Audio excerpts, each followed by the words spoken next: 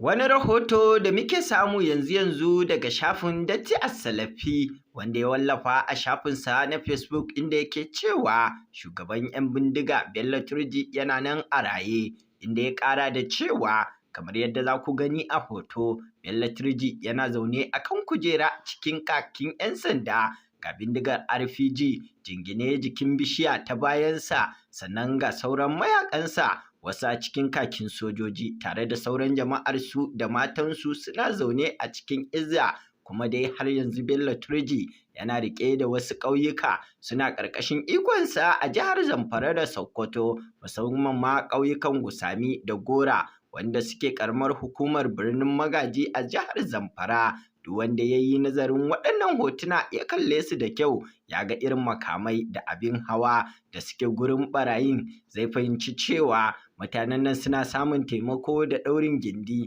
daga gurin manyan maciya amanar tsaron Najeriya da miyagun 'yan siyasa. A nan muke roƙon Ubangiji Allah ya kawo mana ƙarshen 'yan ta'adda da maciya amanar tsaron Najeriya, amin summa amin. Idan wannan shine karanku na farko, muna roƙo da ku danna subscribe sannan ku danna ƙararrawar sanarwa. Idan kuma an daɗe da yi mana subscribe, muna roƙo da ku danna like.